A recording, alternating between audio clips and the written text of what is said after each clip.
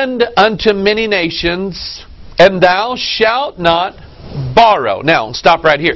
This is, remember, Deuteronomy 28 is the blessing and cursing chapter. Go read this. Go read Leviticus 26. They sort of dovetail together. By the way, all these scientists that know about all these germs and everything out there, go read Leviticus 26 and you'll go, there's something going on here. But it's about the blessing and the cursing. What's the blessing and the cursing based upon? It's based upon whether or not that nation kept, is what it says, kept the commandments of God and held on to them and said, you know what, these are good laws here. Our nation used to be that way, and I know that not everybody in America is saved or ever was saved. But I know that not all of our founding fathers were good Christian men, but I'm telling you, at least there was a decency in their heart that said, you know what, the Ten Commandments are right.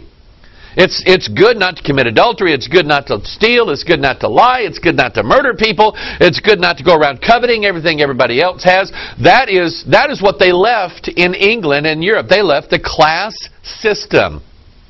They left a system where you were classified by how much wealth you had. They all came over here and said, you know what, we're all the same. We're all Americans.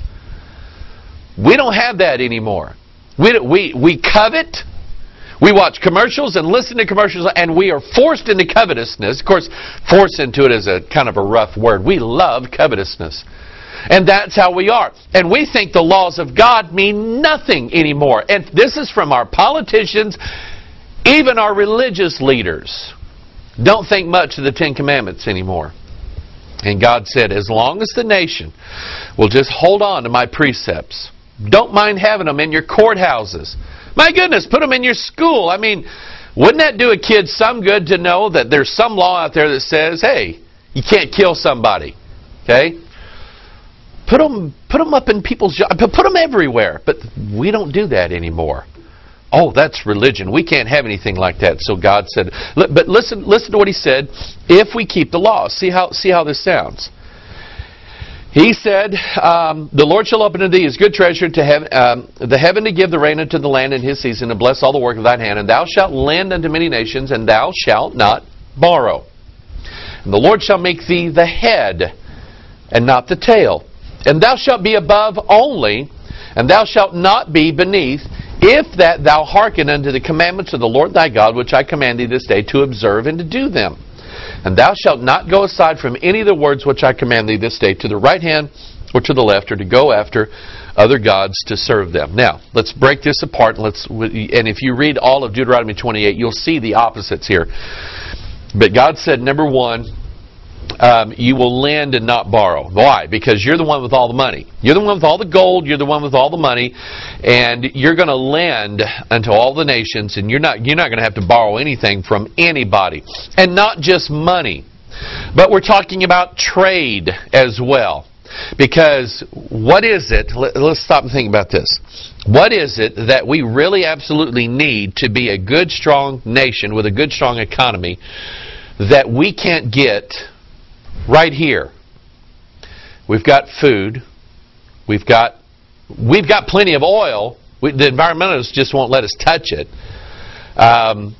We've got plenty of everything in this country. Okay? And what small thing we don't have, yeah, we could get it from somebody else, but we could live without it. And I'm just saying to you, God, because we have corrupted the laws of God, God has turned this thing around now. We don't so much... let me say this.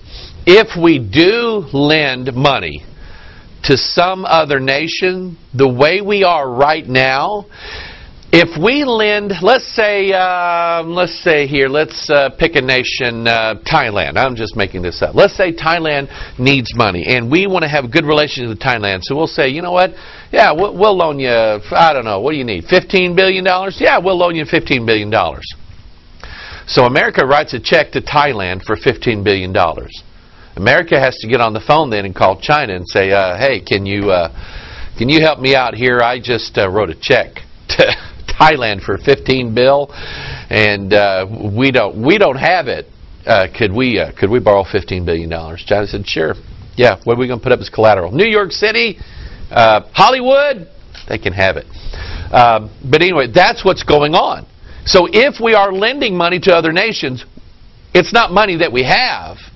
It's money that we're going to borrow some more of it from the bankers, from China, from other places. That's what we're going to do in this country. It's ridiculous. Now we're in a situation now where we owe so much money. How are we ever going to pay it back? Nobody's ever thought. I don't know. Well, let me say this. I want to say that nobody's ever thought about that, but I think they have. I think that there are people inside this nation in high leadership positions that want to see the current nation of America, they want to see it fail. I really think that that's what's going to happen. I think that they want to see America fail. And then he said, you'll lend and you won't have to borrow, but if you don't follow my commandments, then you'll borrow and you won't be able to lend. And then God said, I will make thee the head and not the tail. So there for a while, America was the great America. Okay, I heard on the radio this morning, Wikileaks, whoever this organization is that is pulling all these Pentagon documents and releasing them out to the public in order to make the American military establishment look really bad, and it's working. And this week they're fixing to, from what I hear, they're fixing to unload the mother load of documents detailing not only what America has been, what some American military people have been doing in Afghanistan, Iraq, and different places, but they're also going to show how we get our information collected over in those nations. Basically, they're going to release a list of names, which is going to put people's lives in danger. And the entire world is going to look at America and say, you're an evil, vile, and you know what? We don't have a defense in this case. We are. We're an evil, vile, nasty nation. And God said, rather than everybody in the world looking up to you, I'm going to bring you down. And the nations, listen, the nations of the world are going to trample on you. This is where we're headed. Deuteronomy 28. Now you remember that that nation of, in what was it, verse 49, that nation, verse 50, a nation of fierce countenance. That means they look mean. Remember all those gargoyles and statues of devils that look mad all the time. Okay, remember that? Because I got something to show you here. Several of you sent me this, and I thought, well, okay, I might use that. And I actually looked at the picture. This is a statue of quote-unquote Jesus that they have erected in a small town in Poland. That just looks like a king of fierce countenance, doesn't it? I mean, he looks mad. I mean, he looks angry. They built this big 33-meter tall statue of quote-unquote Jesus. I'll tell you why I keep doing that here in a minute. Because it's not Jesus. Okay? It's not.